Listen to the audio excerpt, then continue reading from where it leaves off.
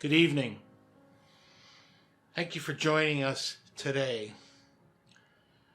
It's quite unfortunate that many deaths occur every day. As a matter of fact, from what I've seen, there's about 150,000 per day worldwide. For the moment, however, we will focus on a handful of deaths that many of us have heard about, or maybe not. These deaths have no relation to me, but we want to highlight them due to their tragic ending.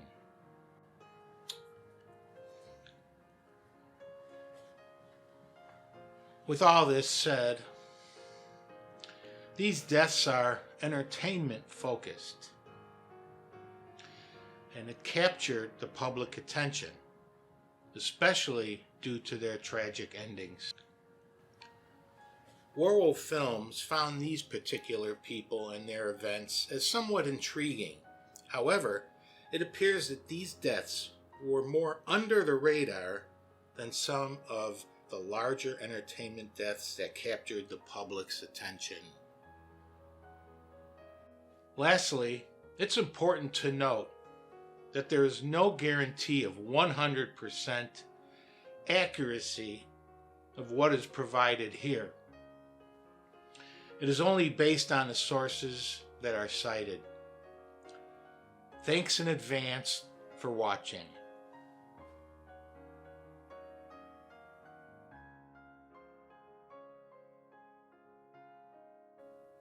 Stanley Adams was born on April 7th, 1915 in New York City, New York.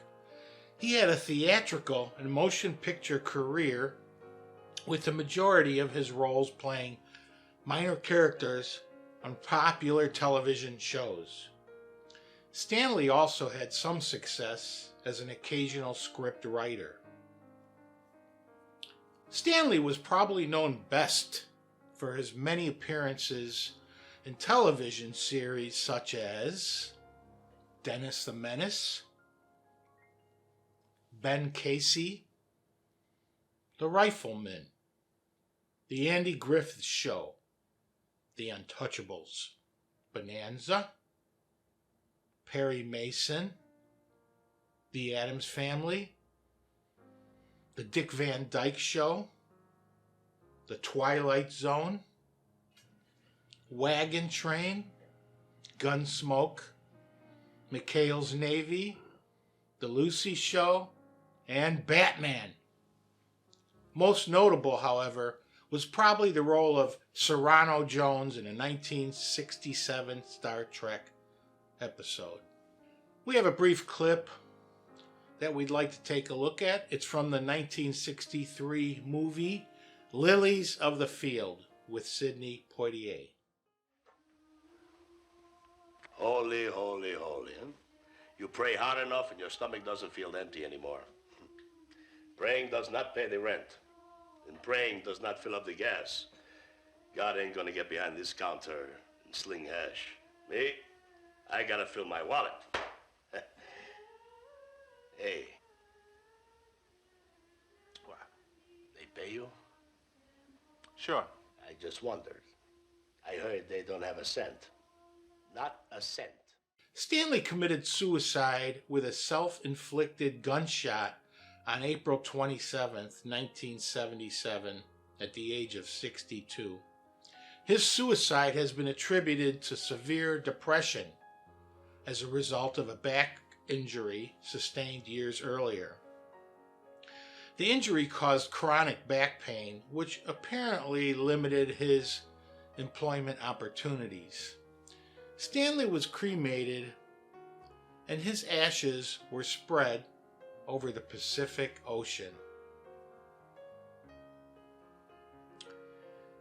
Stanley was a capable, talented actor that succumbed to depression and ultimate suicide.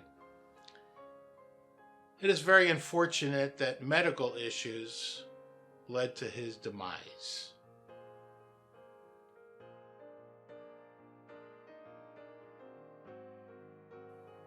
Ed Wood was born on October 10th, 1924, in Poughkeepsie, New York. He loved telling and writing stories and creating low-budget movies called B-movies.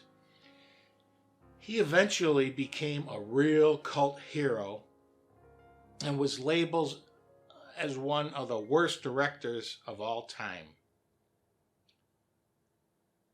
Ed was a very enthusiastic and relentless person to produce, write, and direct motion pictures. He appeared to be shunned by Hollywood, possibly because he was a heterosexual man, but also a transvestite, which was an open fact to all. He made multiple movies that were generally poor in quality, but some ultimately having a cult following. Interesting enough, Ed Wood's popularity was given a major boost when Tim Burton made a 1994 movie named Ed Wood, a movie about Ed Wood starring Johnny Depp. Let's watch the trailer from the 1957 movie Plan 9 from Outer Space, which is considered one of the worst movies ever.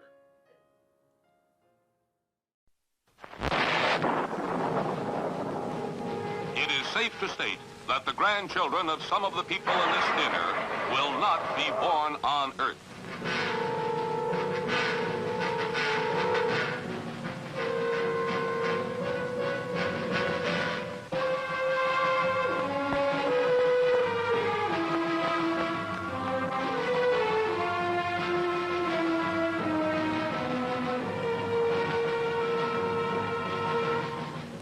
They come from the bowels of hell, a transformed race of walking dead, zombies guided by a master plan for complete domination of the Earth.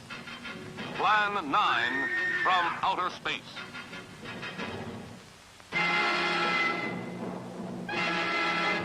Starring the most nightmarish cast ever, Bela Lugosi, the seductive Vampira, and Thor Johnson as the Walking Dead. Turn off your electrode gun! No! No! Stop it, Dennis! I can't get it, it's jammed! Grab him, you fool! Bullets bounce off their bodies.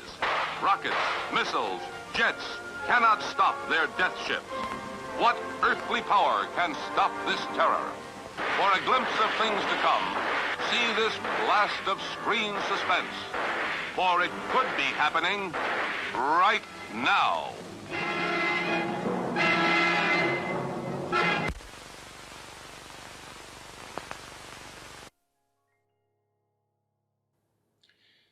At a young age of 54, Ed died of an apparent heart attack on December 10th, 1978, in his low-rent apartment in Los Angeles, California.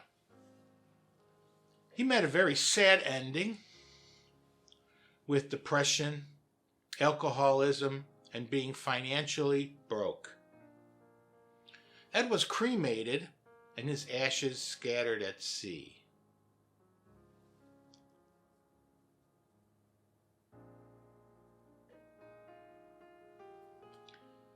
Ed Wood was obviously driven to be a movie producer and director, but was never able to achieve major success. He was ignored by major studios, but yet he kept striving forward.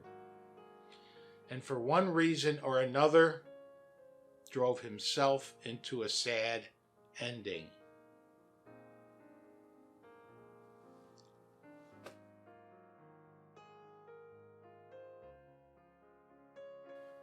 Lupe was born on July 18, 1910, in San Luis de Potosí, Mexico.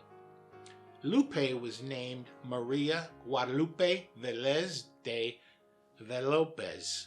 Lupe appeared in multiple low-budget movies called B-movies before being discovered and gaining popularity in major motion pictures. In the 1930s, Lupe gained popularity as the so-called Mexican Spitfire in Hollywood. She transitioned from silent to sound movies and starred with major leading men such as Edward G. Robinson and under the famous director Cecil B. DeMille. Lupe appeared in multiple Mexican Spitfire movies. She had many stormy relationships with major motion picture stars such as Gary Cooper, and she continued to perform as well on Broadway.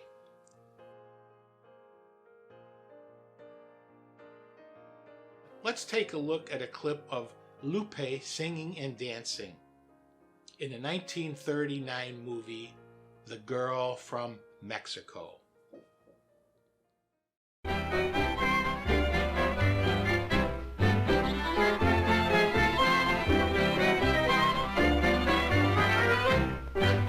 Clavel corté por la sierra, fui caminito de mi rancho, como el viento fue mi caballo fiel a llevarme hasta su lado. Linda flor de abril, toma este clavel que te brindo compasión.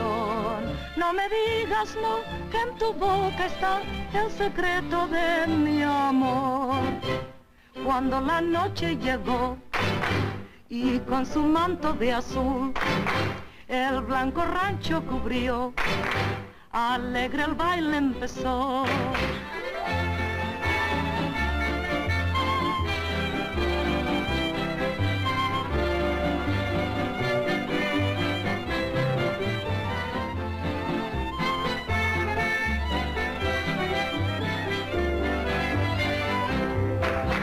Two hearts seem rhyme while they play. Aha! Two hearts seem rhyme while we sway. Aha! Now is the time to be gay. Mm-hmm. Now is the time I can say. Mm-mm.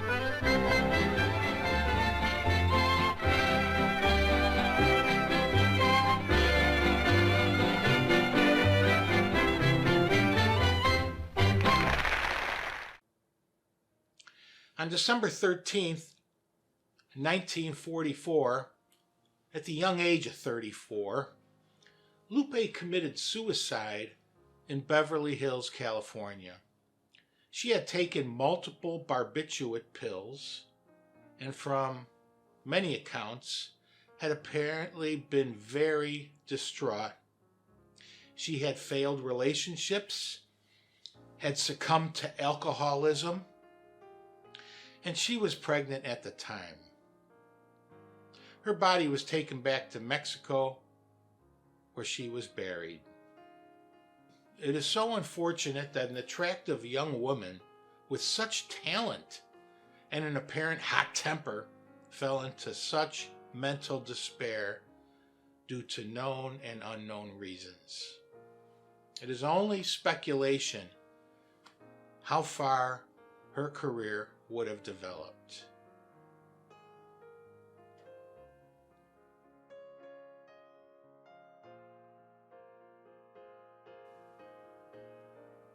William Talman was born on February 4th, 1915 in Detroit, Michigan.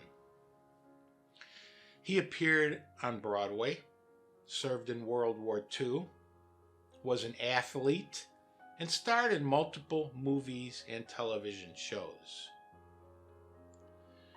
William Talman was best known for his role in the Perry Mason television series.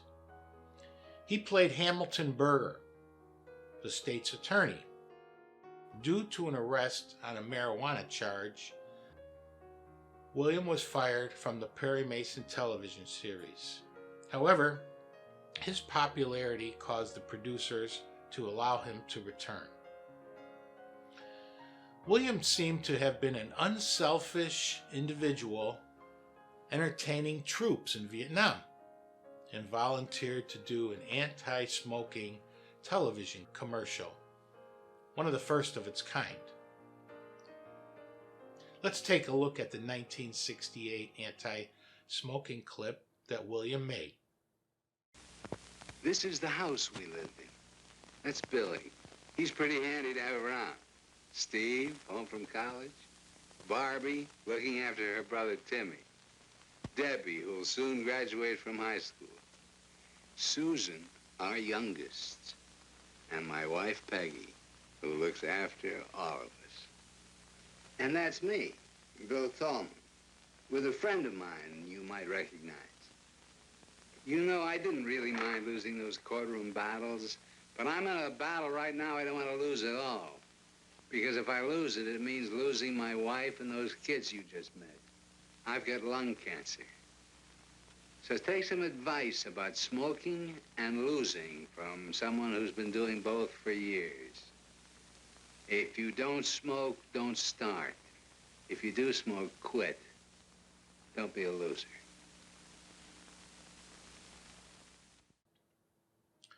William died on August 30th, 1968, at the age of 53. His death at the West Valley Hospital in California was due to cardiac arrest and complications from lung cancer.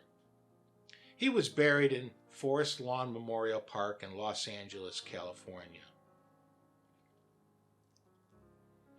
William was obviously a very talented actor that gained a lot of popularity. He appeared to be a very unselfish celebrity, and unfortunately, due to being a heavy smoker, he died at a relatively young age.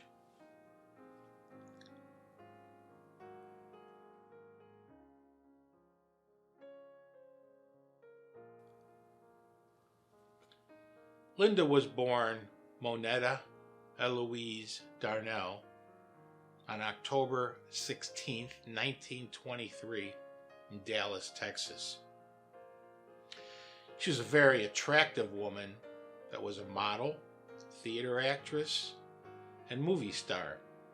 She appeared in multiple movies in the 1940s and 1950s with leading men and quickly became a major studio attraction.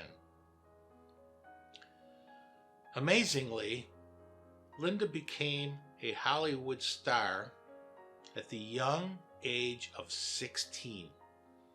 Her striking appearance and talent allowed her to gain movie parts with leading men such as Tyrone Power and Rex Harrison. She also played co-star with popular women like Claudette Colbert. Her career seemed to go up and down, and along with failed marriages, her career seemed very choppy. Let's take a look at a clip from the 1948 trailer from the film Unfaithfully Yours.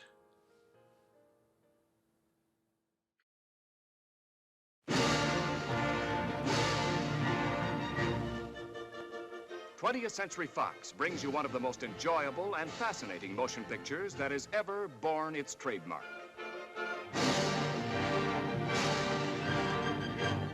This prize package of amusement stars Rex Harrison as a world-famous conductor, Linda Darnell as his beautiful and flirtatious wife, Rudy Valley as his wealthy, moronic brother-in-law, Barbara Lawrence as his pert and saucy sister-in-law, and many others of your favorite entertainers. Unfaithfully Yours is 6 kinds of picture all rolled into one. It is a picture of great music, a picture of sheer terror,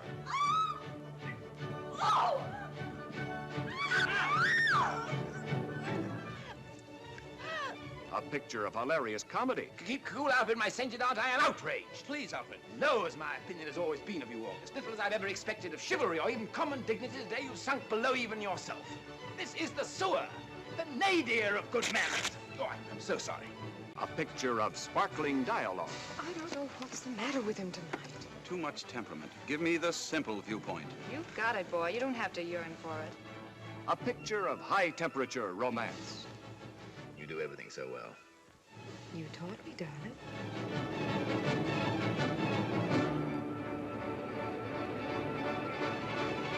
Yes, this is another hit by the man who gave you The Miracle of Morgan's Creek.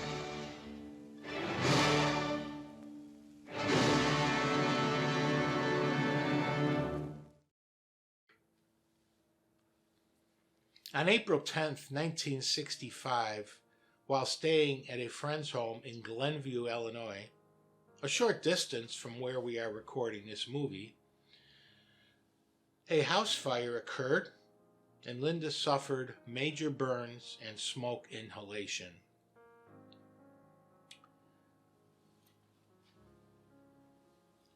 She was ultimately transferred to Cook County Hospital, where she died. Linda was cremated and ultimately buried in Chester County, Pennsylvania. Such a sad story that a young, beautiful woman with such talent died in such a horrible and tragic way.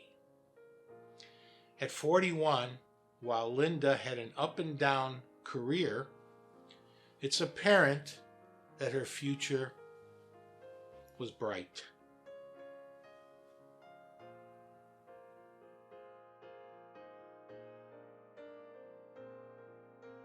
Occasionally, it has been intriguing to review the lives of famous people.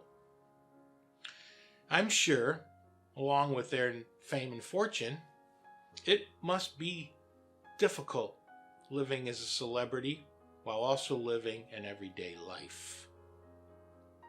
In closing, we have respect for all the talents, persistence, and accomplishments of these 5 people. Unfortunately, sickness, pain, disaster, and emotional trauma played tragic roles in all their lives. Ironically, these same events plague everyday people such as you and I. Thanks again.